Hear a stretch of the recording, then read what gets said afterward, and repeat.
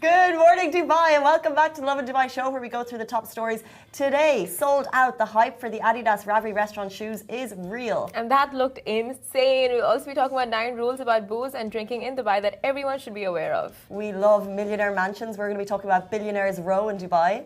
And Chef Himanshu Sayani Trescent Studio, a newly crowned Michelin Star restaurant in Dubai. We will be in talks with him right after a very short break. And all of the fun things to do in Dubai this weekend. But before we get into all of that, we had a bit of a debate before we went live. We sit on both sides of the fence here. Can men and women be friends? Simple. Can men and women be friends? I feel like yes, 110%. Yes, yes, yes, yes, yes. What level of friendship are you talking here?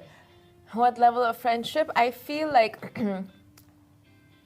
if and when I date, if I am dating, whenever I am, whatever it is, I feel like I would still have my guy friends, and that level of friendship would just be like, like the friendship level, nothing more, like platonic. Yeah, fine, but like my real friends, I'm calling them at like 2 a.m. sometimes. Yeah. And I'm telling them like every little thing that goes on in my life. And if I was doing that with a guy, and if he was in a relationship, would his girlfriend be annoyed that like I'm messaging him like my innermost thoughts at 12 o'clock at night? Like that could cause friction. So, and also, we like very simply put this to Ali before the show, and he was like, no, guys cannot be friends. And he was like, do guys have ulterior motives? Like if a guy wants to hang out, if a guy wants to watch Netflix for you, does he, like your friend wants to watch Netflix, like, do guys have ulterior motives? And his quick answer, didn't even think about it, was yes. Yes. So if a guy calls you over to cook for you, ulterior motives? Ali is saying yes. Laughing. He's like, yes. That is a big yes. So Simran, if I'm calling you over to cook for you, do you have ulterior motives? I want to cook for you in my new apartment. Oh but my I'm God. thinking, if a guy calls you over to cook for you, it's different. I feel like that's not all true. Have we gone off topic? We veered from the whole platonic versus... No, it's still in the same realm, right? Like as a friend, someone can call you over and want to cook for you, like I think it's possible. I think people just think too much into it. And if you've established boundaries, you can still be friends if you're both in happy relationships, or like even if you're not if you respect each other as people and the relationship the other person is in, I think it's possible. Yeah, I think there's friendships, but I think like besties. Besties? I keep that for my gals. Really? You would never have a guy bestie? I could, but I think like one or the other could want something more. I'm talking about like the bestie that like we share everything and we care about each other and we love each other. Surely if you have that with a guy, then you want to test it out a little bit further, no? I don't know. Like if I have a very bestie that's a guy and I could do all of that with, I would want to just see where it could go. What do you guys think? Can guys and girls be friends? I think so. Casey thinks no. There's a line as to the level Ali of thinks no. Ali thinks definitely no. Let's jump into our top story, guys. The hype for the Adidas Ravi restaurant shoes is real, and we saw that yesterday. In case you've been living under a rock, Ravi restaurant is the finest Pakistani restaurant in the UAE, serving traditional cuisine since 1978. So you might say that us old-time residents of the country feel very nostalgic when we hear the name. Now, about a week ago, residents had their jaws on the floor when they saw that Ravi is collaborating with Adidas Adidas on their superstar shoes, and they're white and green and say Ravi on the back. Just one unreal collab, that is. So stores opened yesterday at 10 a.m., but people were queuing for hours, and we have the video here beside us for these 549 dirham sneaks, and the Adidas Dubai Mall store went all out with the setup. It was super cool. Now, the flagship Adidas store just went all out for Ravi restaurant decor with faux kitchen, chai cups, and a tuk-tuk. There were t-shirts for sale that had the cutest Ravi menu and price list, the same as the one on the tongue of the shoe. That is so cute. Like, if you guys can see the visuals, it is honestly so suave. You could just feel the nostalgia and the hype for these shoes. I think, like we said, it's one of those restaurants that, like, locals and residents love. We shared a video of the queue, and it got nearly like 100k views. Oh God! It's just of the queue. But one comment, which I actually kind of thought of, was someone said most of them probably not even had the food in Ravi restaurant. They're just there for the clout. I mean, why not? Like, it is. I don't know. Like, if Adidas are doing this collab, obviously it's to get more like the awareness of the restaurant. Like, I haven't been to Ravi yet, but like I would totally go and get the shoes just to support and be repping the whole like Dubai restaurant scene. And they've really not hipped it up, like they've made it so hipster. The whole Ravi restaurant, like in Satwa, just that one branch. I think I saw a whole bunch of influencers going there this week, and they have like these cool TVs, and they have a refrigerator with all the Adidas shoes. It's just cool, so hipster. So what they're doing is they're doing like 11 cities, I think, and they're finding these like really kind of like community hub places and giving them that platform and spotlight. And if it does well for Ravi's restaurant, like it seems to be, then all power to Adidas, because like what a cool collab, like what a smart collab. Like, we all love food, we all love nostalgia. So like, and bring it together and put it in shoes, and who doesn't love shoes? Like, it's just genius. So smart. You know what? It's like it's the Al-Baik of Saudi and Dubai. Like cheap, affordable eats. We need more, though. More. We need to be able to get it delivered to my place. Oh, more of the Ravis. I think now they will they can easily open up so many more branches. Although, by the way, you resellers, you know who you are. 549 dirham yesterday, sold out in hours. Now, nearly 2k to buy it online. You know what? It's okay. It's not okay. I hate it. No. I don't know what I think about this. It's like, are people being smart about making money from this? Because it's not like they're scamming. They're just reselling it.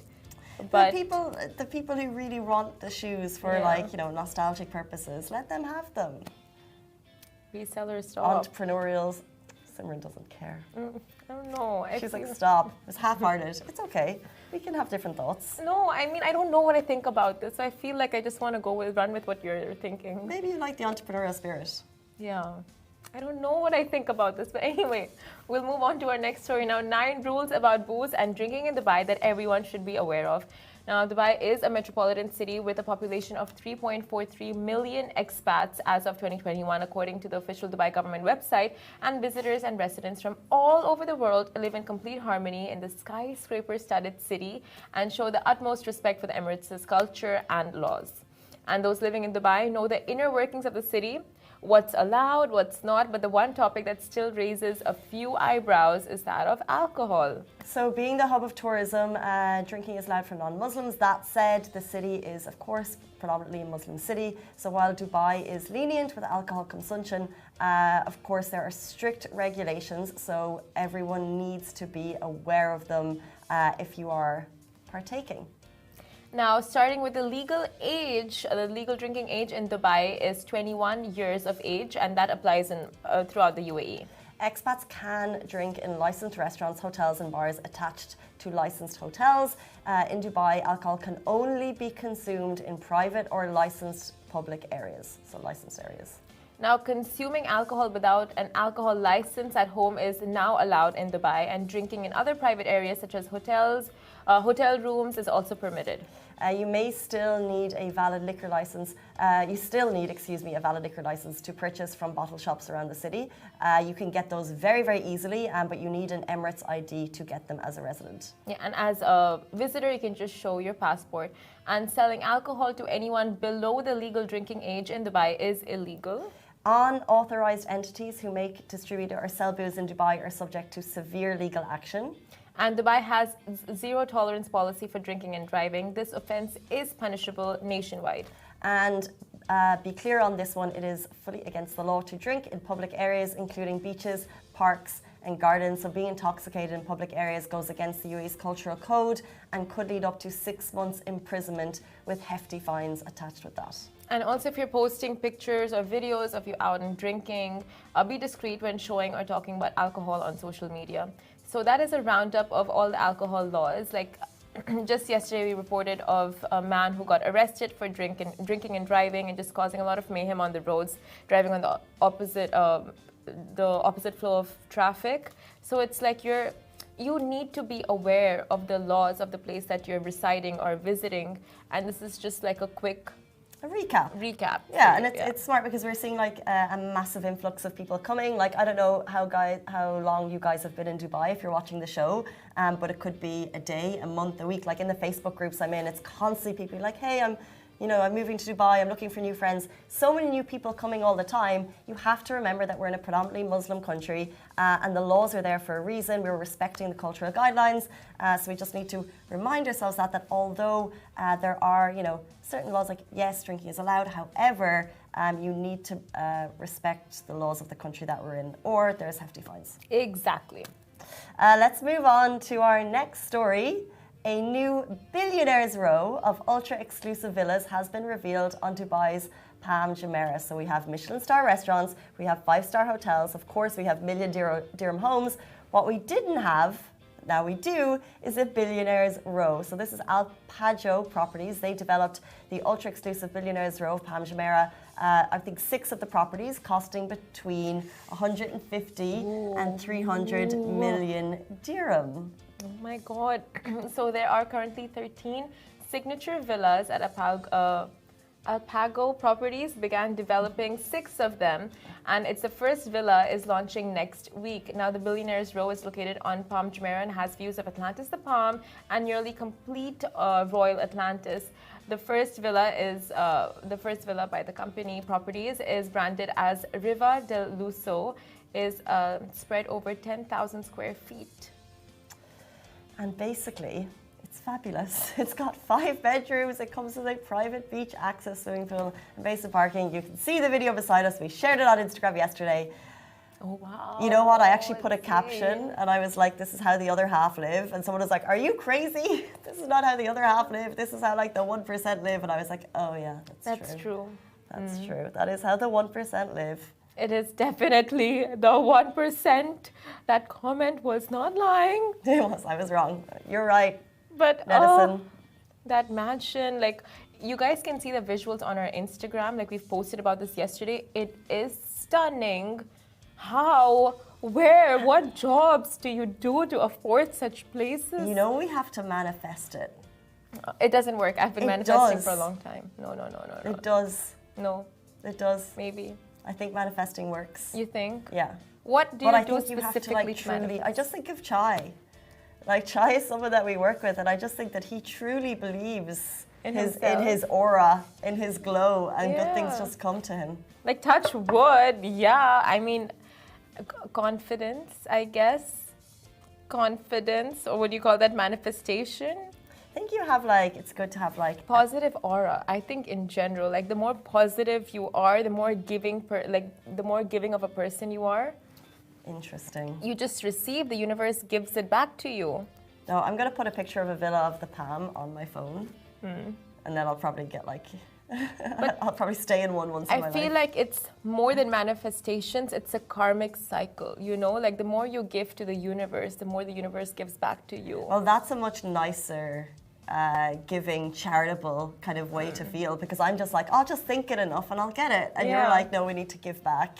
Just thinking of Chai in specific, if we're talking about Chai, like he gives and gives, like he's very generous. And then when good things happen to him, it's just like, the karmic cycle fulfilling itself. That's what I feel. Oh, I didn't realize Chai was so giving. Is he not? Is he not? Like he's a feeder. Yeah, I mean, like if anyone ever needs help, Chai would definitely be there. That's true. So he deserves the mansion on the palm. He deserves the mansion and deserves to take us all with him. Anyway, so it's a new Billionaires Row. Like we said, the price tag is between 150 and 300 million for those mansions. It's 150 million, by the way. They're not billion. So Doesn't matter. Well, it it's means a lot of zeros. it's a lot of zeros. Million, billion, they're all the same. But if anyone knows anyone in one of these houses and you're throwing a party, call us. we're here. We're the life of the party, you guys. We can bring some people. We're available. We're even down for like if you want to cook for us. And we'll come with no ulterior motives. No ulterior motives, just we want access to your private beach, that's it. Exactly. So that's what you could be doing this weekend, inviting us over. Or, and a few other ways to make this weekend a whole lot of fun. Let's give you the lowdown on that. So this week seemed a lot longer than usual. Probably because Casey wasn't here. I was homesick for 3 days. Yeah, just never again. You're not allowed to get sick again. So this is what you guys can be getting up to. So first of all, explore the fine arts through play at the Junction on July 1st, 2nd and 3rd. So it's actually next weekend, but we wanted you to get your tickets. That's at the Junction on Circle Avenue. I will give more details on that in the following week as well. So you can change up your hair with Svetlana. Now, if you need a fresh look, pop of color for the summer, you can check out Style by Svetlana, and you can count on her to make your most daring hair dreams come true. We've just had International Yoga Day, and there is a lot still going on for that. So if you want to do some yoga at the Raja Yoga Center at Virtue Cafe, head there to relax, refresh your soul. And the best part is this is free. So it's free yoga this weekend in the Luta building on Saturday, June 25th from 6 p.m. to 8 p.m. Oh my God, free yoga sessions. That's a whole thing. That's such a vibe. Did you say yas? No. I said a yoga / yas. You said yogs. Yogs. That's so funny. You can also get your creative juices flowing like Casey. Simran laughs at my trying to be hip. She's like, no, that was actually funny. But honestly, you can have your creative juices. No, come back. To become a Casey, head to Warehouse 9. So you can learn all about fashion art, flowers, interior decor. Not sure about the puns and the humor, but like just the creativity. And you can get some handmade, sustainable items. And of course, all of that happening at Al Quds from June 20th to 26th. We're loving the next one. You can grow your mind at a workshop by a professional career coach. I know a lot of people talk about mindset coaching. You can uncover the secrets to developing an agile mind that is growth orientated at this workshop by Namita Malhorta, an internationally certified career coach. It's happening at Cafe Funky Town, Cluster Q on Sunday, June 26th as well. Ooh, interesting. And if you're not in the mood for all of the brainy stuff, you can head for a concert, which is called Rock On at Farhan Akhtar's live concert at the Agenda. Now, Bollywood enthusiasts, Farhan Akhtar will perform live in Dubai as part of the VKR events Zindagi Na Milegi Dobara tour on 25th of June. So head down there. And finally, guys, as you know, we got to announce that the Mohammed bin Rashid Library is open and it's free. So head down to the spectacular building, Dubai Creek Banks, Al Jadaf area, and just take it all in. It's a magnificent building and something that everyone is going to enjoy, I would say. And the best part is it's free entry. It's free entry. Guys, stay tuned. We have coming up a Michelin starred, newly crowned chef from Tresson Studio. It's Chef Himanshu Saini. He's going to be with us right after this. We're going to hear all about the Michelin Star glory.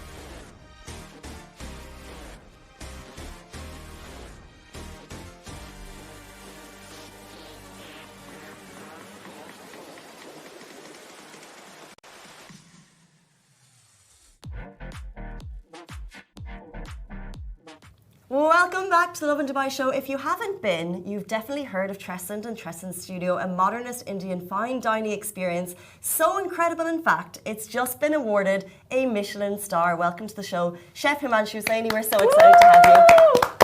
Welcome and congrats. Thank you so much. Huge congratulations. Thank you. Amazing. How does it feel? Unreal.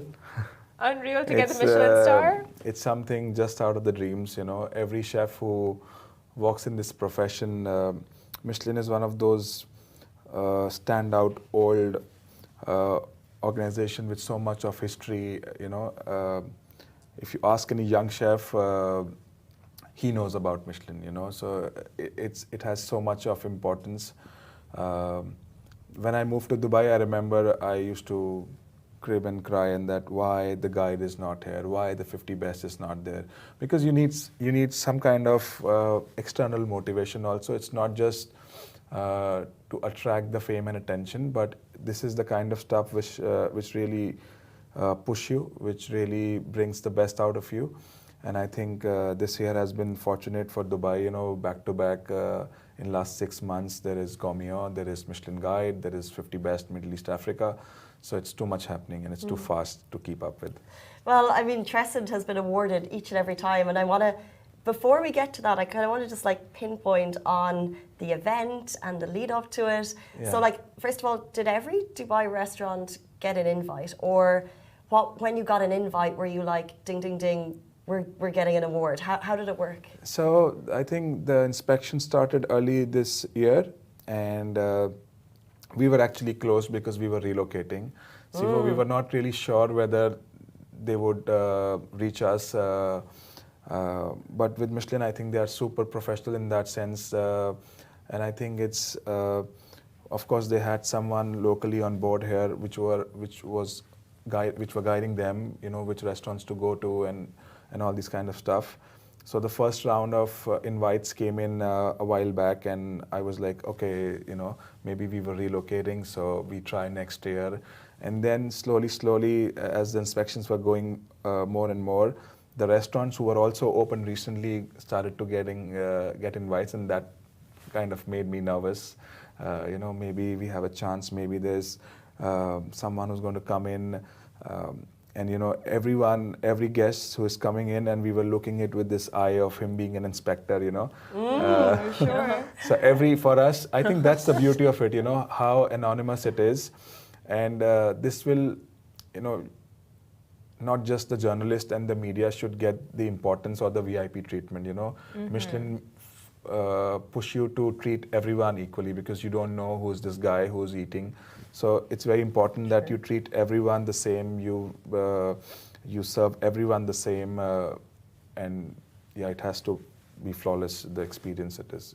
So there was a lot of butterflies, there were a lot of stress and tension, nervous. Of course, when you get the invite, you don't really know what is there for you, because all the restaurants who are selected by Michelin in the guide, not rated with the star or the gourmand, was also invited, has the same invite and everything. So everybody was chatting, everybody was calling, did you get the invite, are you coming, and So you and your restaurant friends? yeah. Oh, It's nice. not supposed to be out in the air, but you know, it's the first one, and everybody was nervous, anxious. Usually in Europe and in East Asia, whenever you have the Michelin invite, they always ask for the chef jacket size, and then you know that you're getting a star or not. But it doesn't happen in this region. It's because, of course, they know it's going to be too obvious, and the first one they wanted to have, you know, pure So surprise. big secrecy, wow. Yes. So you don't have to register your restaurant. You just get invited by them. I think it's of course they hire someone locally on board, and maybe Dubai Tourism, who saying, you know, this is probably the hit list. Go and check it out, and of course, congratulations once again. Thank you. It's such an honor. You guys were the only Indian restaurant as well to receive the Michelin Star. Yeah. So well deserved. We love the food. Yeah. We've been down so many times. Casey is obsessed. Yeah. But tell me now, what does the Michelin Star mean? Does it mean prices go up, or everything stays the same? It means It's the question everyone wants to know right now. It means expectations go up more than prices, you know. More than prices? Yes. Prices stay the same? Prices stay the same. Okay. Prices stay the same, but the expectations go up. Like from the moment itself, in the evening itself of the gala, people are coming in and they have these expectations. You know, we see surge in the reservation calls. We see so many people writing to us, wanted to reserve online, and it's amazing to see. You know, sometimes, you know, I always have this feeling being in Dubai for so many years. There's still not enough market for an experience like what we offer at Studio. You know, it's a small restaurant with 20 seats, and sometimes we struggle hard enough to fill those seats also, is because people are, I think, not ready for it. It's a 2 hours experience. Sometimes they lack patience. Sometimes they don't really know what to expect from a meal out of this. And I think Michelin solves all of this. If it's Michelin starred or Michelin recommended or Bib Gourmand, people know there's some kind of quality they can expect from a restaurant. So I think that's the expectation you have to live up to. And of course, next year you try and push to get 2. Everyone is, I think, the one who got 1 will push for 2. And the Bib Gourmands, of course, they are with a certain criteria, but of course has a scope to push for 1. And I think you would see the number significantly will increase next year with the restaurants amongst ours. So it'll be eagle eyes all year, and I think just the pressure. What's the level of pressure? And we know how exact Michelin is in terms of, like, they're looking at your ingredients, they're looking at your personality, they're looking at like what's presented on the plate. And what actually changed on Tresson Studio? Because what you do is so exact already. Yes. What's changed? But I think, you know, there would be some people who would say, oh, I want it to be 2 stars. Who doesn't, you know? Everyone want more and more. But I think it's food is such a subjective topic, you know. I have 2 guests sitting on the table. There is one dish and one loves absolutely the most, and one say, oh, maybe it didn't work for me. Yeah. So, you know, and with other restaurant criteria, you have many voters who would come and eat with you. So the average turns out to be, you know, if 100 people are eating in your restaurant who are potentially voters, say, for 50 best restaurants, 90 likes them, 10 say, okay, it worked or it didn't work. But, you know, you have an average, the majority. But in Michelin, it doesn't work like this. You have 1 or 2 guy who is coming to eat. It depends how the day was, how the inspector day is, you know, is he happy, is he not happy, is he stressed? But they are professionals, of course. They don't bring all that to the table. But in the kitchen, how the kitchen was, how was the produce in the morning, which came in the restaurant, how are the staff feeling, are they happy, are they stressed, and it's just 1 or 2 experiences which decides if you get the star or you don't get the star. And that's what I say, you know, you have to treat every day that there is a Michelin inspection happening. The restaurant should treat every day like this, and then they are achieving perfection and treating everyone the same. I think that's the key here. I think everyone who's listening to this should ensure that if you want to achieve more, treat everyone as a Michelin inspector, and I'm sure this will change the game. That is so scary, though, like making sure that every guest gets attention, time. Yes, of course, why not? All of the detail, Yeah. And you know, it usually happens, like when you're waiting for a package, right? And it's supposed to come on Tuesday, and that's the only day that you're out. Yeah. You know, like that's how. Sometimes it happens like this. You know, during that phase when I was traveling, it makes me nervous, and I was pretty much sure that day I'm not in the restaurant is the day I get the inspector in. So no, but then that's what the team is for. They would know, maybe they would know if the head chef wasn't there, if it's Michelin. No, I don't. No, they book in advance because they don't take their chances. They book in advance. They don't care whether the chef is there or not there. And it's not a chef game, I think. A lot of people have this misconception saying that a star is given to a chef. No, it's not true. The star is given to a restaurant. And it's probably the chefs are the luckiest one who get all the attention out of it, but it's the restaurant which should be deserved, the team, everyone from the pot washing to the one receiving the guests, the receptionist who make the reservations. Everyone has an equal important role to play. Can I say that when I was at Tresson Studio, like the experience was amazing, 13-course meal, but the service was just phenomenal. And when I was there, someone in my group was like, oh, this, like it was a jus or something, and he was like, this is amazing, this is amazing. And then we were brought an extra little vial to take home so we could use it in cooking. Yeah. And then I went back 3 months later and I had, what was his name? Your top. Vipin, sorry. Yeah. Vipin, if you're watching, I love you. Vipin was serving and he came out, remembered our group and came back with the exact same warm vial of deliciousness for us to take home. That's so sweet. So it was the whole experience. There's always a So saying, you thoughtful. say that good service can save bad food, but bad service cannot save good food. So That is so true. yeah. So That's 100% true. what happens in every part of a restaurant, every team member is equally important. It's a star given to the whole team, to the restaurant, not to the chefs. Even the one at the pot washing is as important as probably the one who's cooking on the line. So we treat everyone the same, and That's what you call the Michelin state of mind. yes. Love that. 100%. So let's talk a little bit more about you now. Yeah. So were you always fond of cooking from a young age? If not, was there something else you wanted to get into? How did this chef world stumble? I think the first answer I gave it to this question is that I was not good at anything else. So I was not really great in academics, not really into sports. I love sports, but playing sports is a different thing than enjoying it. So I think I never left myself with many options. But I'm from Old Delhi, and Old Delhi is like a mecca of foodies, or street food, and I've grown up eating every day, probably out. And even though my mother was a fabulous cook, every mother is a great cook. But, I always tell this amazing story that, my grandparents' house was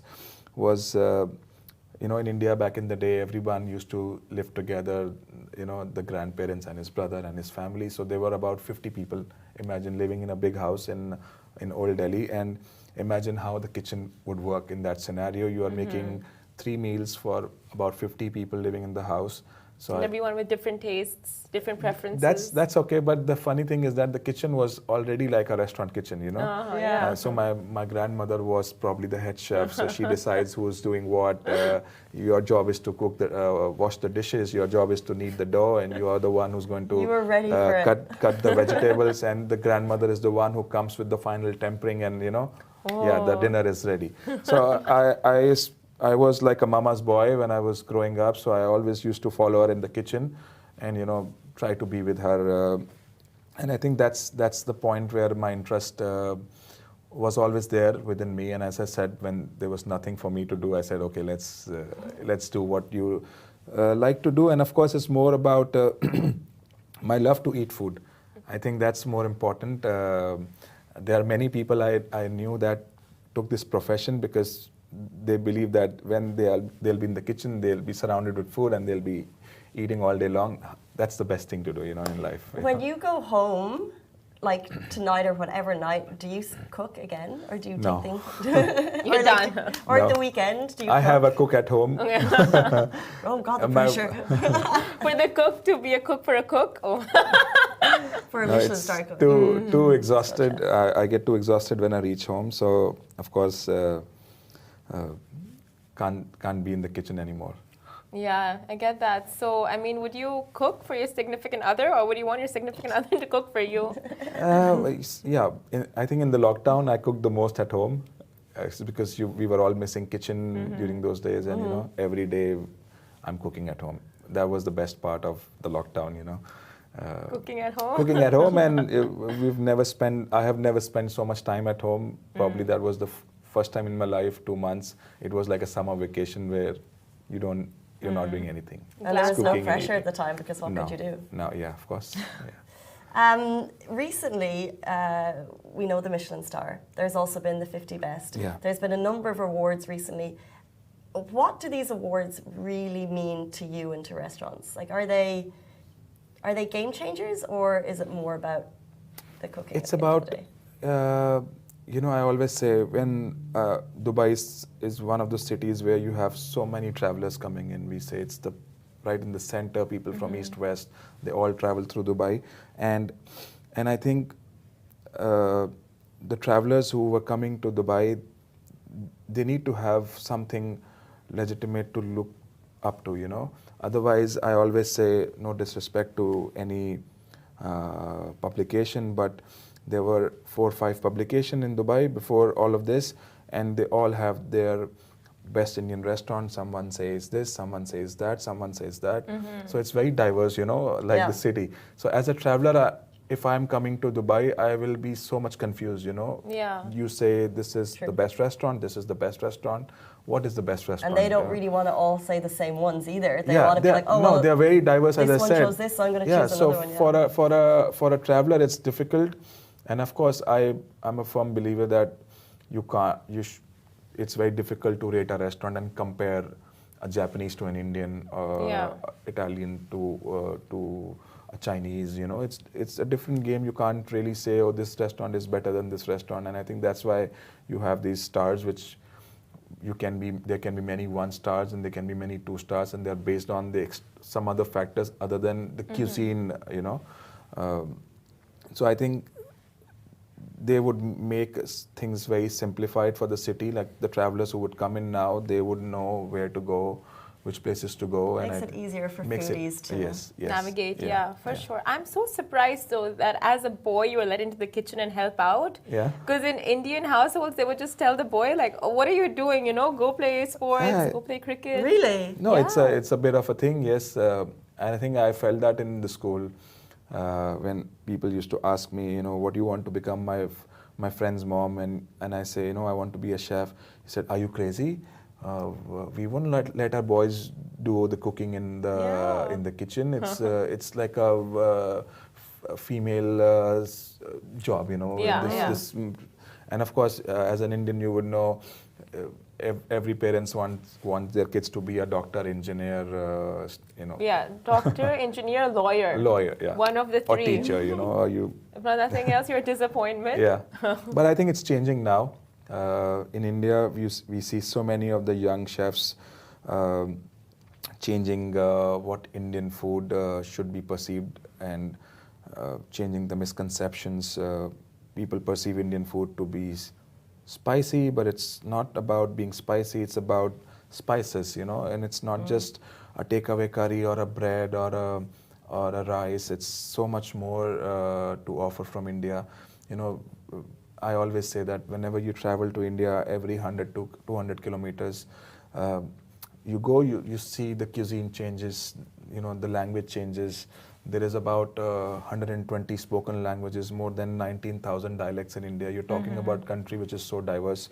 So, and people, whenever I travel to Europe and do a presentation on the stage, and one time I was making this speech, half an hour I spoke, everybody's quiet.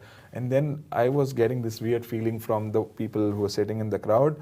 And I asked that, can you guys name me 5 Indian dishes? And nobody has a thing to say. That like people couldn't name 5 Indian dishes. And I was surprised. I said what I was speaking about, make no sense among people because they have no clue about Indian food. Yeah. And I'm not being biased while I say this. Probably Indian food is one of the most tastiest cuisines in the world, and I say this to Thai food also. Now, in terms of every cuisine is great, but I'm saying in terms of the aroma, in terms of I being an Asian, like strong, intense, complex flavors. And that's what Indian and Thai food offers, and has both of the countries have a rich street food culture, and that's what I love to eat, as a chef. So, yeah. What do you love to serve people? Let's look at Tristan's studio in particular. Yeah. It's like a really exciting kind of.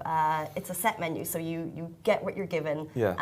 But each dish looks and tastes more phenomenal than the last. Yeah. What do you think is like the most exciting part of your menu? I think the most exciting part of the menu is still giving you comfort in terms of the Indian flavors, the Indian dishes, but everything is been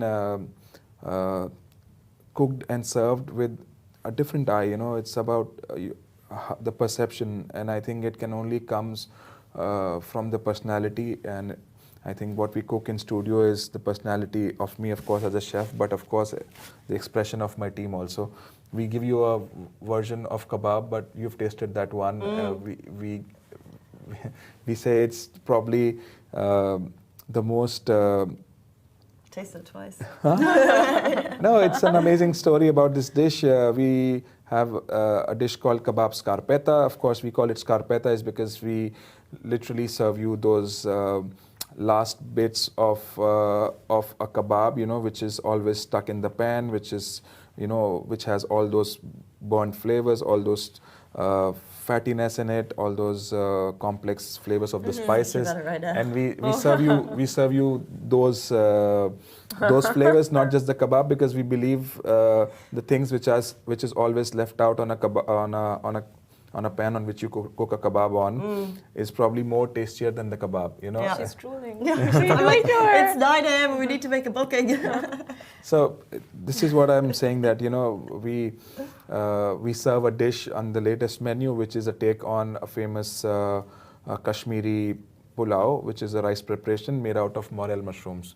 But it's a rice preparation. Everybody knows it to be as a rice preparation, but we didn't use rice at all.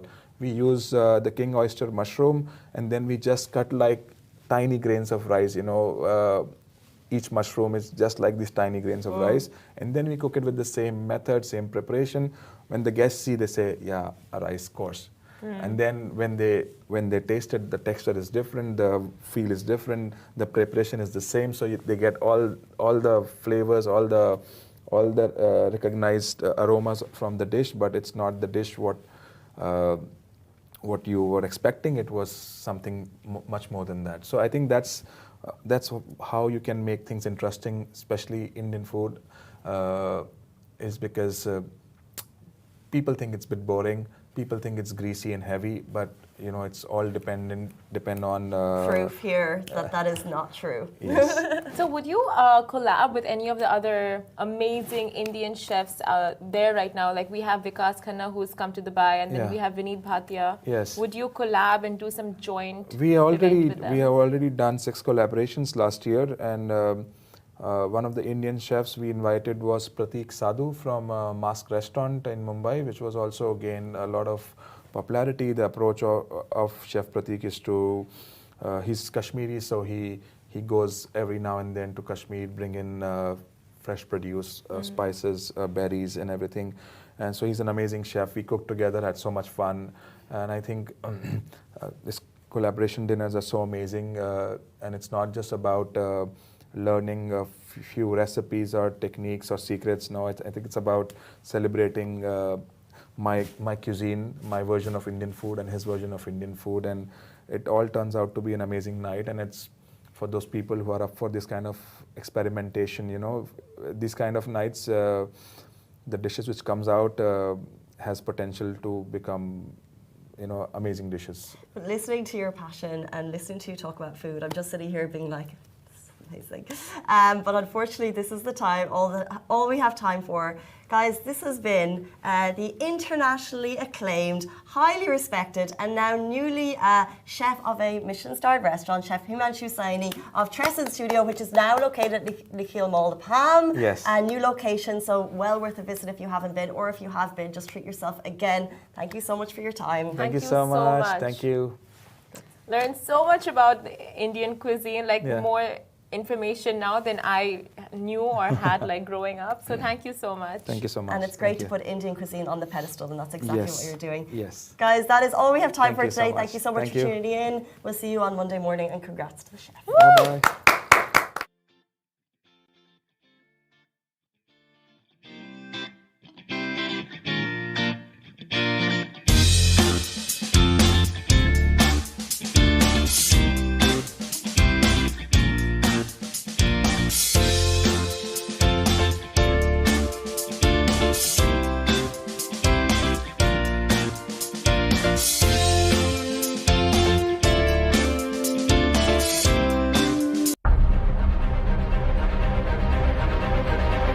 سجل معدل التضخم السنوي في مصر خلال مايو ارتفاعاً بنسبة بلغت 15.3%، وده أعلى مستوى ليه من 3 سنين، بمعدل زيادة بلغ 9% عن إبريل و7.3% عن بداية العام الحالي. أدى ارتفاع أسعار السلع العالمية وخفض قيمة الجنيه لارتفاع الأسعار للشهر السادس على التوالي. الجهاز المركزي للتعبئة والإحصاء أوضح أن سبب ده بشكل أساسي هو ارتفاع أسعار الحبوب والخبز بنسبة 10.9%. توقع خبراء من جولدمان ساكس في إبريل اللي فات أن معدل التضخم في مصر هيزيد ويوصل ل 17% مع نهاية العام الحالي. الارتفاع ده بيتزامن مع معدلات التضخم المتزايدة عالمياً بنسب غير مسبوقة، واللي اتأثرت بيها أسواق كتير زي سوق البنزين في الولايات المتحدة اللي شهد ارتفاع في سعر جالون البنزين ليوصل ل$5 لأول مرة في التاريخ. شايف إيه أبرز القطاعات التانية اللي ممكن تتأثر بالتضخم؟